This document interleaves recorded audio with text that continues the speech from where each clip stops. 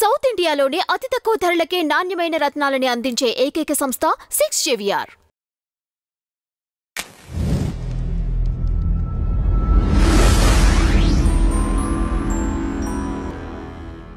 Cinema అవకాశాలు మీరు అంటే కావాలని వదిలేసుకున్నారా లేకపోతే ఏంటి ఎలాగా? లేదండి, కావాలని వదిలేసుకోలేదు, వాళ్ళని వదిలేశారు అంతే. సినిమా వాళ్ళు మిమ్మల్ని వదిలేశారు.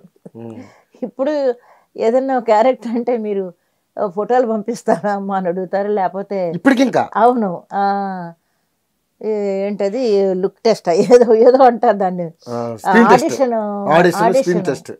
సారీ అండి, నేను రాను, మీరు పాత ఫోటోలు చూసుకోండి, నెట్ వెతికితే బోల్డ్ ఫోటోలు ఉంటాయి నావి, చూసుకోండి అని చెప్తాను తప్ప నేను వెళ్ళను. ఇంతమంది డైరెక్టర్లతో మీరు వర్క్ చేశారు, పలానా డైరెక్టర్తో నేను వర్క్ చేయలేకపోయాను అనే ఫీలింగ్ ఏమైనా ఉందా మీకు ఇప్పటివరకైనా?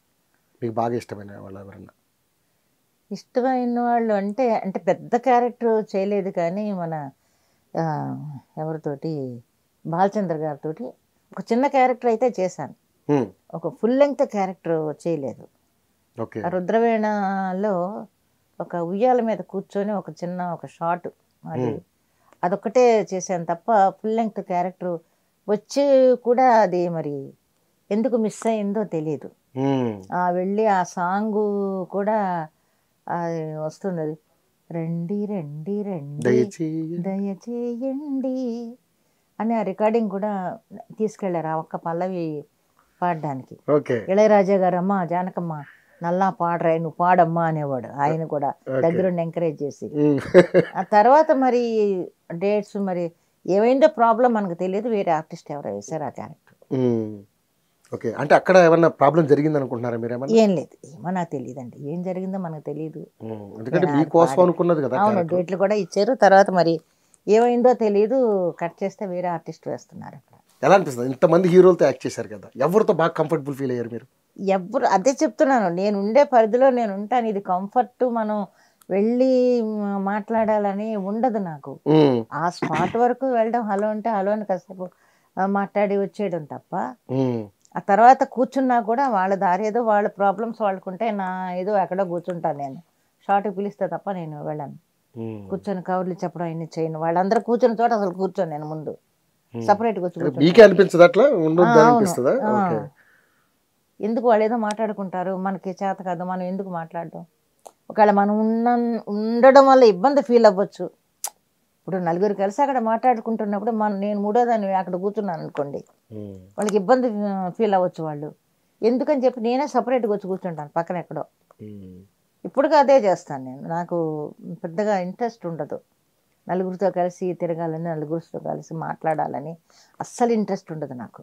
చాలా మంది హీరోయిన్లతో యాక్ట్ చేశారు, ఎక్కువగా ఏ హీరోయిన్తో రిపీట్ అయ్యింది మీ క్యారెక్టర్స్? ఎక్కువ అన్నీ ఒక్కొక్క హీరోయిన్, ఏ దేంట్లోనే రిపీట్ అయింది ఏమీ లేదు. జయప్రద కానీ జయసుధ గారు కానీ అందరితోటి చేశాను, రిపీట్ అయ్యింది ఏం లేదు, ఏదో ఒకటి రెండు ఏమన్నా వచ్చాయేమో తప్ప నాకు గుర్తు కూడా లేదు. సో ఇన్ని వందల సినిమాలు చేశారు కాబట్టి, సో బాగా నచ్చిన మీకు ఈ క్యారెక్టర్ బాగా నచ్చింది, ఇందులో నేను చాలా హ్యాపీ ఫీల్ అయ్యాను సినిమా ఏదైనా ఉందమ్మా? అలాగని చెప్పుకుంటే నాకు బాగా నచ్చిన క్యారెక్టర్ సప్తపది అంటే ఎక్కువ ఇష్టం. సప్తపది క్యారెక్టర్ ఎక్కువ, అది విశ్వనాథ్ గారిదే, భారతి రాజా గారిది సీతాకోక చిలుక. అప్పుడు క్యారెక్టర్స్ ఉండేవండి, అప్పుడు ఒక మదర్కి ఒక మంచి క్యారెక్టర్ పడేది, ఫుల్ లెంగ్త్ మదర్ ఇంపార్టెంట్ ఉండేది, వాళ్ళ వీళ్ళ అనేది కాదు కదా. ఇప్పుడు ఒక మదర్ ఇంపార్టెంట్ ఉందంటే మన వాళ్ళు పనికి రావట్లేదు, మరి ఎక్కడి నుంచో తీసుకొస్తున్నారు, వాళ్ళకి మళ్ళీ డబ్బింగ్లు చెప్పిస్తున్నారు. అప్పుడు అలా కాదు కదా. మరి సాగర సంగమం లాంటి దాంట్లో కమలకి మదర్ వేసానంటే, లేకపోతే దాంట్లో రజనీకాంత్ గారితో 3 సినిమాలు మదర్ క్యారెక్టర్స్ చేశాను నేను, అందరికీ మదర్ క్యారెక్టర్స్ చేశానంటే అవును అందరికీ చేశాను. ఆ రోజుల్లో అది చూసేవాళ్ళు కాదు, క్యారెక్టర్ చూసేవాళ్ళు, ఆ క్యారెక్టర్కి ఇవి యాప్ట్గా ఉంటారు అన్నప్పుడే వాళ్ళు చూసుకునేవాళ్ళు. మరి ఇప్పుడు పరిస్థితి వేరు. ఇంకా మీలో మంచి టాలెంట్ ఉంది, ఇంకా మీకు నటించే ఓపిక ఉంది, బ్రహ్మాండమైన ఆకారం ఉంది, పరభాష నుంచి తీసుకొచ్చి చేపిస్తున్నారు. ఏమండి వాళ్ళ పరిస్థితులు ఏంటి, వాళ్ళ బిజినెస్, ప్రొడ్యూసర్స్ బాగుండాలి కదండి, వాళ్ళు బాగుండాలి. బట్ ఏంటంటే సరే కొత్తదనం కోరుకోవచ్చు, తప్పులేదు, కానీ బిజినెస్ పరంగా కూడా వాళ్ళు ఆలోచిస్తారు కదా. అది వాళ్ళు కూడా చూసుకోవాలి. ఎప్పుడూ కూడా ఒక ప్రొడ్యూసర్ బాగుంటేనే మిగతా, ఒక చెట్టు బాగుంటే చెట్టు కింద ఇన్ని ఉంటాయి కదా, ఇన్ని పక్షులు చేరతాయి కదా. అందుకని ఎప్పుడు నేను ఒకటే కోరుకుంటాను, చెట్టు బాగుండాలి, ప్రొడ్యూసర్ బాగుండాలి. బాగుండి ఒక 4 సినిమాలు తీస్తే ఇంతమందికి వేషాలు దొరుకుతున్నాయి కదా, అదే నేను ఫీల్ అవుతాను. మనం బతుకుతున్నాం, నేను సినిమాలు ఏమని ఫీల్ అవ్వలేదు, సీరియల్స్ చేసుకుంటున్నాను, ఏదో ఆల్టర్నేట్ చూసుకున్నాం అంతే, బతుకుతున్నాం. మాకు ఇది తప్ప, నటన తప్ప వేరే వర్క్ తెలియదు మాకు. ఇందులోనే ఉండాలి, ఇందులోనే అయిపోవాలి మేము, వేరే వర్కులు మాకు తెలియదు. మరి సినిమా ఇండస్ట్రీ ఇంత పెద్దది, ఈ రంగం, ఈ కళారంగం ఇంత పెద్దది, ఇంతమంది బతకాలి, ఎంతమంది అవస్థలు పడుతున్నారండి వర్క్ లేకుండా. అంతవరకు మనం వర్క్ చేసుకుంటున్నామనే తృప్తి నాకుంది, ఆ తృప్తితో బతుకుతున్నాను నేను. మనిషికి తృప్తి అనేది ఉండాలి. ఇంకా చాలు, మనం బతుకుతున్నాం, ఏదో రకంగా జీవితాన్ని వెళ్ళబుచ్చుతున్నాం అనే తృప్తి మనకు ఉంటే హ్యాపీగా ఉంటారు, హెల్దీగా ఉంటారు వాళ్ళందరూ. ఒకళ్ళని హింస పెట్టి, ఒకళ్ళని బాధ పెట్టి, ప్రొడ్యూసర్ హ్యాపీగా ఉండాలి. ప్రొడ్యూసర్ బాగుంటే ఒక సినిమా కాకపోతే ఇంకో సినిమాలో ఇస్తాడు. ఒక సినిమా తీసాడంటే ఎన్ని కుటుంబాలు బతుకుతున్నాయి చూడండి ఇవాళ. మరి అదే ఒక ఛానల్, ఒక సీరియల్ మొదలు పెడితే ఎన్ని కుటుంబాలు బతుకుతున్నాయి చెప్పండి. నిజంగా ఈ సీరియల్స్, ఈ చిన్న తెర లేకపోతే ఈ సినిమా ఇండస్ట్రీ ఉండే పరిస్థితికి ఎంతమంది నామరూపాలు లేకుండా వెళ్ళిపోయి ఉండేవాళ్ళు. ఒక రకంగా టీవీ ఇండస్ట్రీ ఆదుకున్నట్టు, నిజంగా ఆదుకున్నదండి. టీవీ ఇండస్ట్రీ నిజంగా ఆదుకుంది, అది మాత్రం నేను మనస్ఫూర్తిగా చెప్తాను. కొన్ని వేల మందికి ఈరోజు జీవనోపాధి దొరుకుతుంది దీనివల్ల, హ్యాపీగా బతుకుతున్నారు ఇండస్ట్రీలో. అంటే వేరే వర్కులు తెలియదు మాకందరికీ, నటన అంతే. లేదు ఇంకో రంగం, మేకప్, లేకపోతే ఫైటింగ్, లేకపోతే ఇంకో అన్ని రకాల 24 క్రాఫ్ట్స్ ఉన్నాయి కదా, అందులో అన్ని రకాలకు సంబంధించిన ఆర్టిస్టులు అందరూ, టెక్నీషియన్స్ అందరూ ఉన్నారు. అలాగే వాళ్ళు కెమెరామెన్స్ ఎవరు ఎక్కడ పోతారు, ఫైటర్స్ ఎక్కడ పోతారు, మరి ఎడిటర్స్ ఉన్నారు, అన్ని రకాలుగా అందరూ బతుకుతున్నారు హ్యాపీగా ఇవాళ. మరి అందువల్ల టీవీ రంగం వచ్చిన తర్వాత, ఈ చిన్న తెర వచ్చిన తర్వాత హ్యాపీగా ఉన్నారు అందరూ. వర్క్ చేసుకుంటాను, వర్క్ చేసేవాడికి వర్క్ ఉంది. సోంబేరుగా తిని కూర్చున్నవాడు, నేను వెళ్ళను అనుకునేవాడిని, ఎవరిని ఏం చేయలేదు, కానీ పని చేసే వాళ్ళకి మాత్రం పని ఉంది ఈరోజు. సో అప్పుడు మనకి క్యారెక్టర్స్ సినిమాలో లేకపోయినా, సినిమా ఇండస్ట్రీ నుంచి కాకపోయినా టీవీ ఇండస్ట్రీ నుంచి మీలాంటి ఆర్టిస్టులు ఎక్కడొక్కడ కనపడుతున్నారు ఏదో ఒక సీరియల్లో. అవును, నిజంగానే జనం మధ్యకి వెళ్తున్నాం కదా. ఇదిగా ఉండి అన్ని సినిమాలు చేసిన అన్ని ఒక ఎత్తు, ఒక సీరియల్ చేస్తే ఒక ఎత్తు. నేను కేఆర్ విజయ్ గారు సామర్లకోట స్టేషన్లో మెయిల్, హౌరా మెయిల్ ఎక్కడానికి, చెన్నై ఎక్కడానికి నుంచుంటే, కేఆర్ విజయ్ గారు మా ఆవిడ దగ్గరికి వచ్చి, అప్పుడు ఆవిడ మహిళ అనే ఒక సీరియల్లో 12 గంటలకి జెమినీలో ఏదో వచ్చేది, మీరు ఆ నాటకంలో చాలా బాగా చేశారు మేడం అన్నాడు ఎవరో వచ్చి. నవ్వేసి ఊరుకుంది.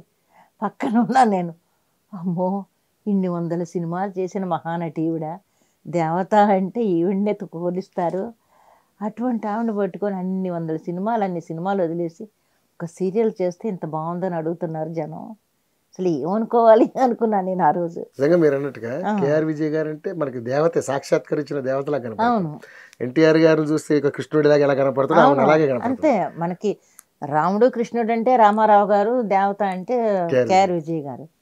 ఆవిడ దగ్గరికి వచ్చి మీరు ఆ నాటికలో చాలా బాగా చేస్తున్నారండి అని అంటే అవన్నీ మర్చిపోయారు ఇక, పాత సినిమాలన్నీ పక్కన పెట్టి, అంటే ప్రతిరోజు జనం మధ్యకి వెళ్తుంది కాబట్టి మర్చిపోరు.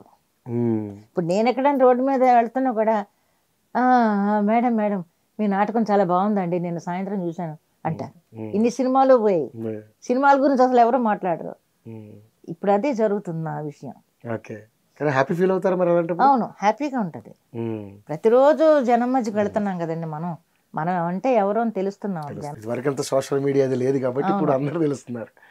సో జానకమ్మ గారు, మీ లైఫ్లో బాగా మోసగించబడ్డ సందర్భాలు ఏమన్నా, ఎవరి చేత మోసగించబడ్డారా? అంత దూరం ఎప్పుడు వెళ్ళలేదండి మోసగించబడ్డానికి. అంటే అదే చెప్తున్నాను కదా, వేషాలు ఇస్తామని చెప్పేసి వేరే వాళ్ళని వేసుకోవడం అది మోసమే కింద వస్తుంది కదా. మనకు అనుకున్న వేషం ఎవరో వేస్తుంటే అంత తప్ప ఇంకా మరీ మోసపోయింది ఏమీ లేదు. ఓకే, కానీ అది మాత్రం బాగా జీర్ణించుకోలేని విషయం. మంచి మంచి క్యారెక్టర్లు మిస్ అయ్యడం, అలా మోసం చేయబడ్డమే తప్ప అంతే తప్ప పర్సనల్గా అయితే ఏం లేదు. సో సార్ మిమ్మల్ని వదిలిన తర్వాత ఎలా అనిపించింది? ఎందుకంటే అండ కోల్పోయారు మీరు, అబ్బాయిలు ఉన్నా మీకేమనిపించింది? ఎందుకంటే ఆయన్ని చూసుకుని మీరు ఎంత దూరం ఎక్కడి నుంచో వెళ్ళి అక్కడికి ఎక్కడో సెటిల్ అయ్యారు. సో ఎలా అనిపించిందమ్మ సార్ మన మధ్య లేనప్పుడు? ఏమనిపించలేదులేండి, ఏదో కొద్ది రోజులు బాధపడ్డాను. మీరు నమ్మరు, ఆయన పోయిన 5వ రోజున 6వ రోజున నేను హైదరాబాదు చెన్నై నుంచి షూటింగ్కి వచ్చేసాను.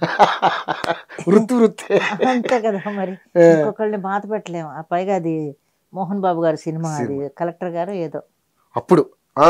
ఓకే, వచ్చేసాను. మరి ఈ బాధలే, ఇంకా తప్పదు. ఆయన పక్కన పెట్టుకొని మన వర్క్ మీద కాన్సన్ట్రేట్ చేయాలి. వర్కే కదా, ఇంకొకళ్ళని మన కోసం అని ఇంకొకళ్ళని బాధ పెట్టలేం కదా. వచ్చి వర్క్ చేశాను నేను. కలెక్టర్ గారిలో ఉన్నారు. అదే మోహన్ బాబు గారికి తల్లి క్యారెక్టర్ కదా. అవును.